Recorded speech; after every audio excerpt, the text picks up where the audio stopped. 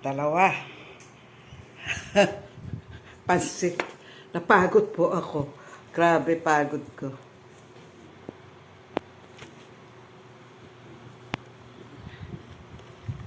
Kakain po ako. Ito po ang musalang ko ngayon. Nagkahoy lang po ako. Hindi ko naman tumatakpan dahil mainit. Lalagay ko po sa rep yung pansit na yan. Kaluluto lang, mapagod ako. Kakain na po ako. Ngayon pa lang po ako kakain na musalan.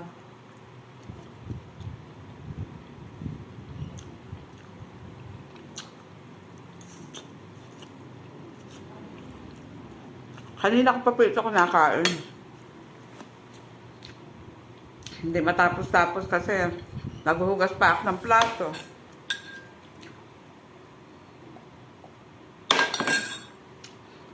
Lahat po trabaho ko. Okay lang. Kayang-kaya naman ni Lola.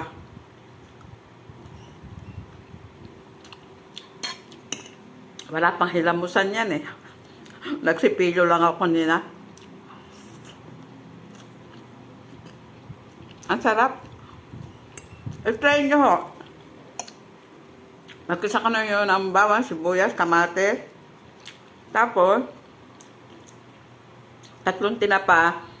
Anuhin nyo, kuskusin nyo, alisin nyo yung tinik. Pag nakuskus po yun, di pino-pino yun.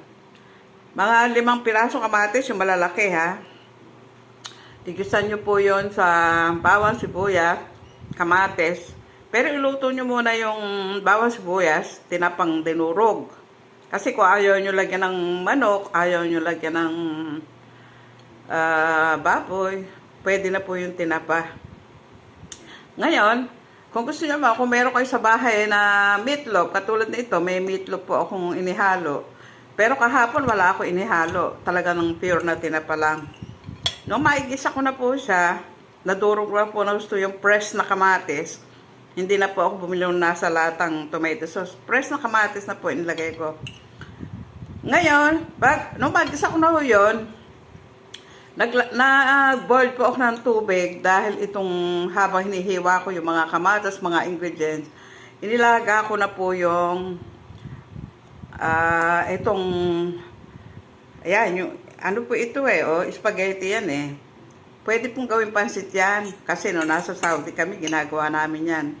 Pinalambot ko po siya, pagtapos isinunod ko po yung pansit bihon. Nung malambot na po sila, pinagsama ko sila, minix ko, di mainit pa po yun. Habang naluluto yung gulay, nilagyan ko po ng gulay na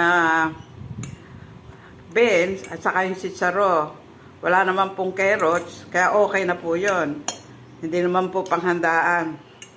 Lagyan nyo po ng toyo, konti paminta na yung durog, o kaya yung bukod sa durog, lagyan nyo po ng yung bang mabibili man po sa tindahan nyo, red hot sauce ang tawag. Pero powder po yun. Inihalo ko sa kanya. Saka tinimplahan ko ng asin. Ay nako, napakasarap po.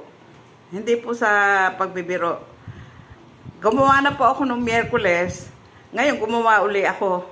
Hindi ko po alam kung Huwebes po ngayon, Huwebes. Ay hindi, Biyernes na po pala ngayon.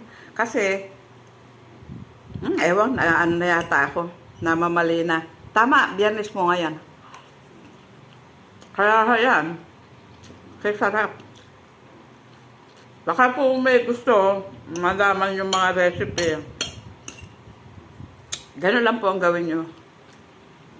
Yung mga nagtitipid sa budget. May manok naman po dyan, pero nagsawa ako.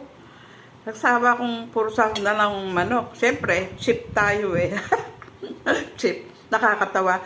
Nagluluto lang po ako nung sa palagay ko ay gusto ng aking isipan. Pag po gusto ng isipan nyo, masarap ang kain nyo. Kahit solo pa kayo. Okay po. Thank you for watching. Baka muna may natutuhan kayo na konti sa akin.